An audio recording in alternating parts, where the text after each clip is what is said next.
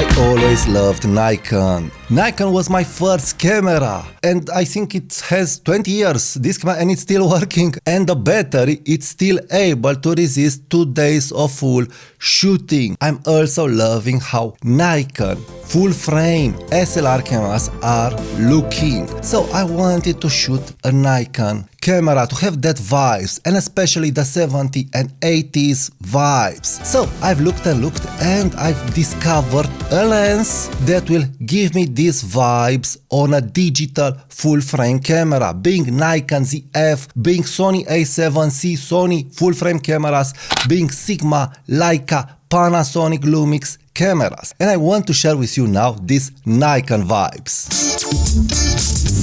Hi there and welcome to my channel. My name is Tudor Matescu, and in this video we will talk about Nikon vibes, about this lens, why I'm loving this lens, why I've asked to review this lens, and why this video is not a fully technical review about this lens. A fully technical review about this lens will follow, and I will link it at the end of this video, so stay tuned and subscribe to see when I will publish that video. But I want to share with you the joy of shooting a lens, a new lens that reassembles a Nikon lens from the 80s.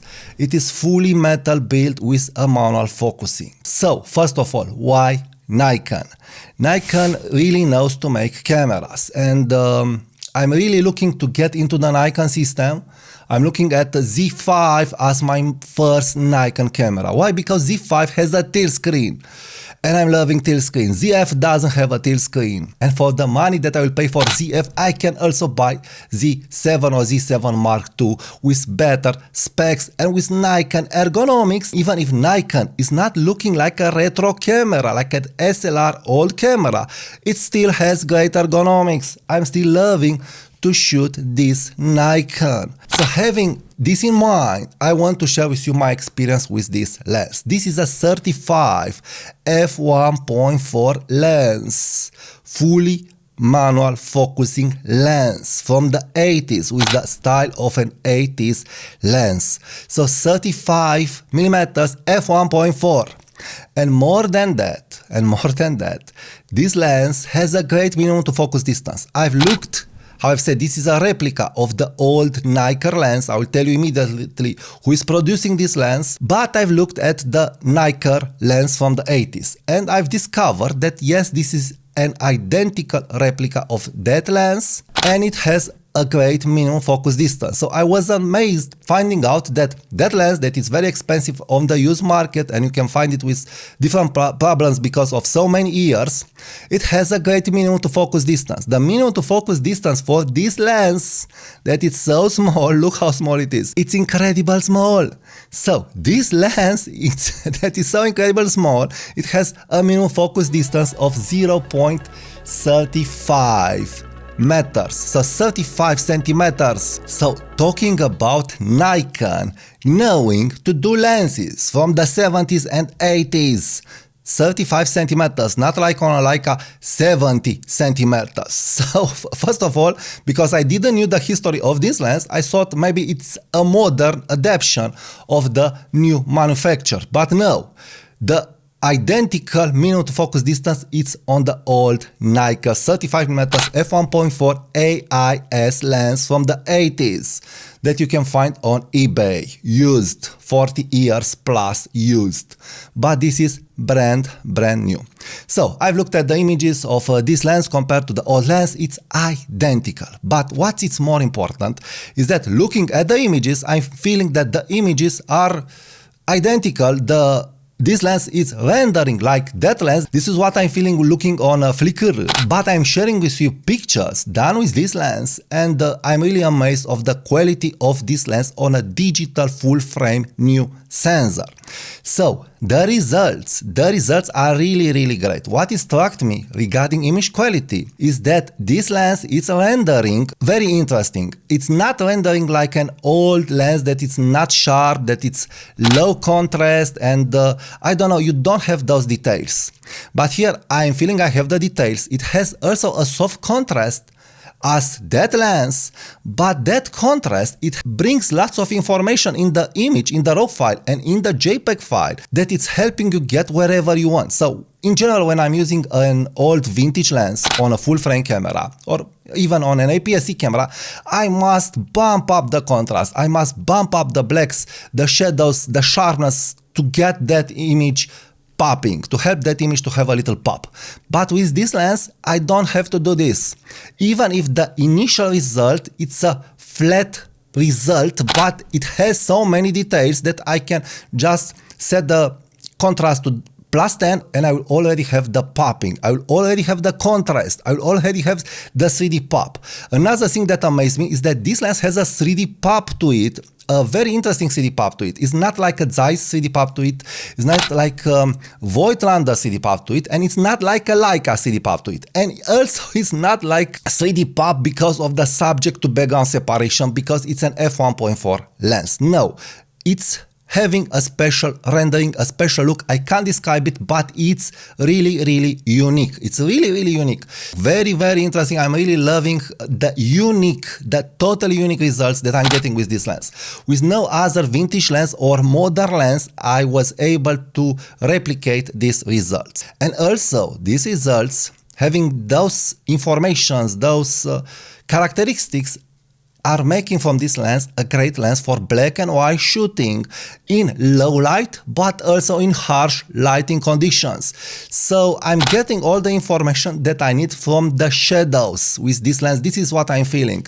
I'm getting lots of information because of the glass in shadows in low light photography. So probably this is why this lens was so used by professionals in the 70s and in the 80s, because it helped rendering on film those details.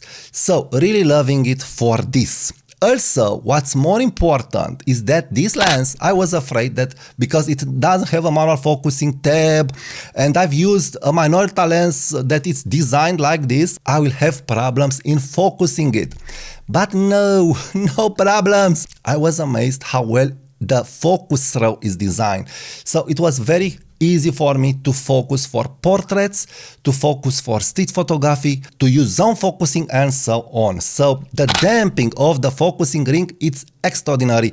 You know where you are, you know where you left it. It's a very well damped, very smooth, amazing, really, really amazing top-notch quality here. Next, the aperture ring, it's clicky and you have from f1.4 to f2, f2.8, f4, f5.6 and so on.